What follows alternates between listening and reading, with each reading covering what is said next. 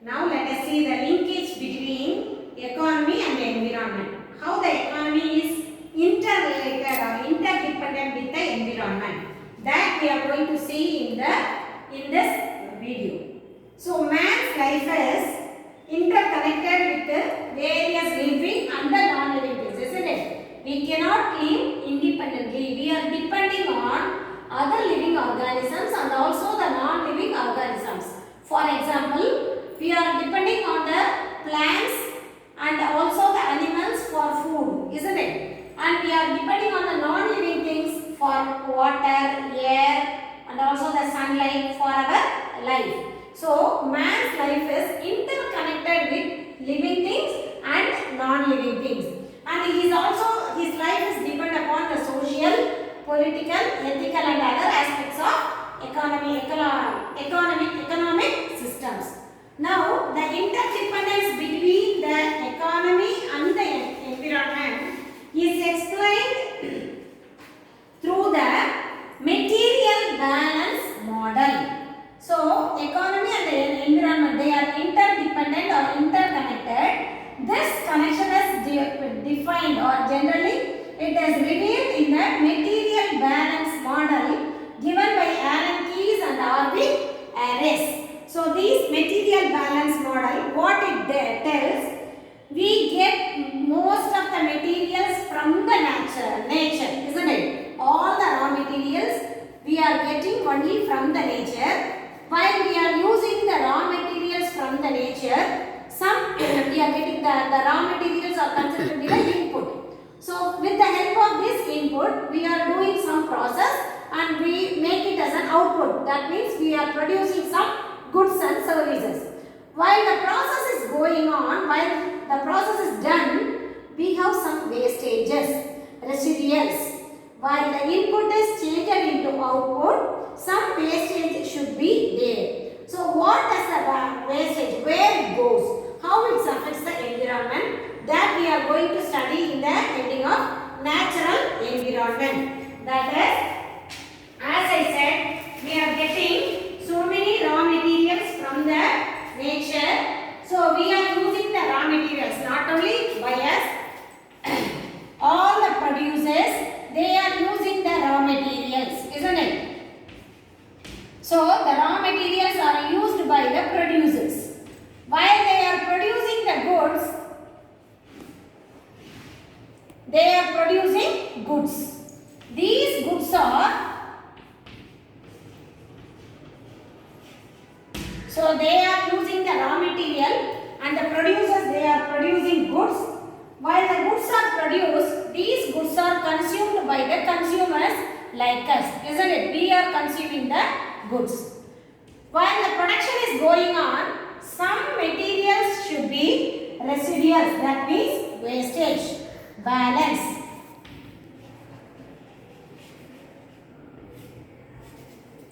So, some materials will go as residuals and they may discharge.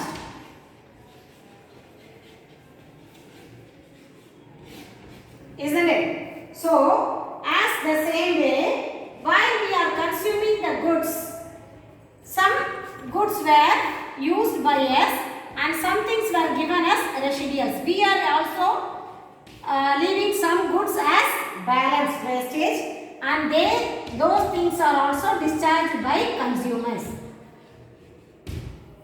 Now, some residuals which are given by the consumers are used again by the producers, isn't it? In the form of recycling, isn't it? So, through the recycling method,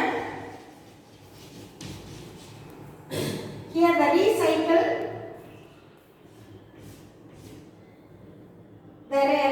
residuals from the producers, this residuals from the consumers, okay. P refers to the producers, C refers to the consumers. Here, recycling left by the residuals. So, these things which are left by us, we are giving again to the producers for producing goods, and also the residuals given by the producers also used by the producers. for recycling. So here the recycling given by the producers as producers, this is by consumers. Do you understand this? Understand the concept clearly, and then this is the addition given by the producers, discharged things. This is discharged by consumers. So we get the raw materials from the nature. With the help of the raw materials, the producers, they are producing goods, and those goods were consumed by the consumers. While they are doing the production, some goods were, after using for the production, some goods are balance, waste. So residuals, balance, excess. Those goods were discharged by the producers. So here RP is the residuals by the producers, and those goods are discharged by the producers. Here the producers, they are producing goods. Those goods are consumed by the consumers.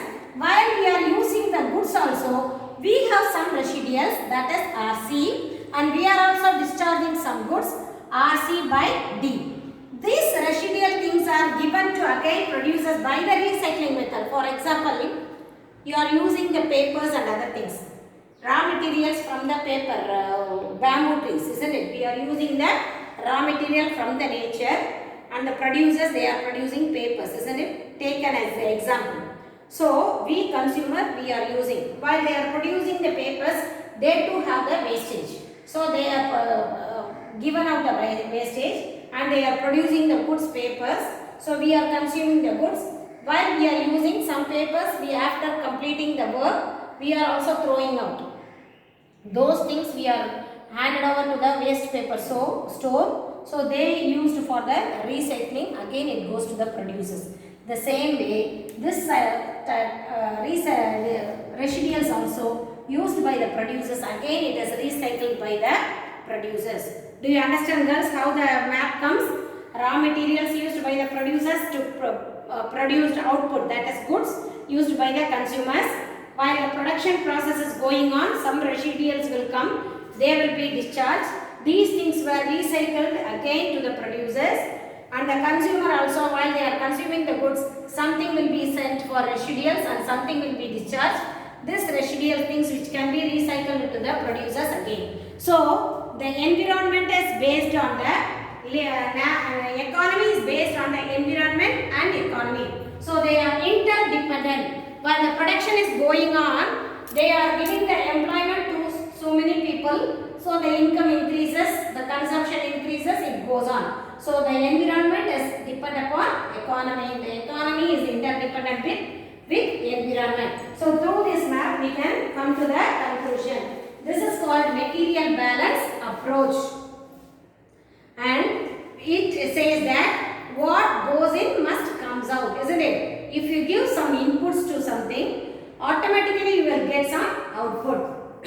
So this diagram implies the mass inputs were equal to the mass output also. So the production by the output by the firms from inputs resulting in the discharge of solid, liquid and gaseous waste. Here I told the wastage, not only the solid waste, some things were solid, some goods were liquid waste, something will be a gaseous waste. So these waste materials results from consumption activities by household. So here also we have some solid waste, liquid waste and gaseous waste. So both in the production process and also the consumption process, we have all the three type of wastages. So material and the energy drawn from the environment used for production and consumption activities returned back to the environment as wastage, isn't it? First we are using the materials, at last we are getting the wastage through the production and also the consumption activity. Now how will you calculate the material and energy inflow from natural world? That is M. How we are calculating M? So they have given the formula M is equal to G. Material balance model, G refers to goods minus RC, that is residuals from consumption minus residuals from producers plus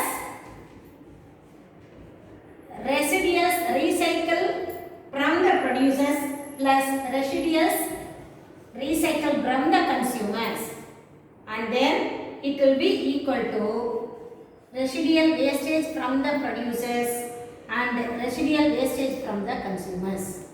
This is the formula.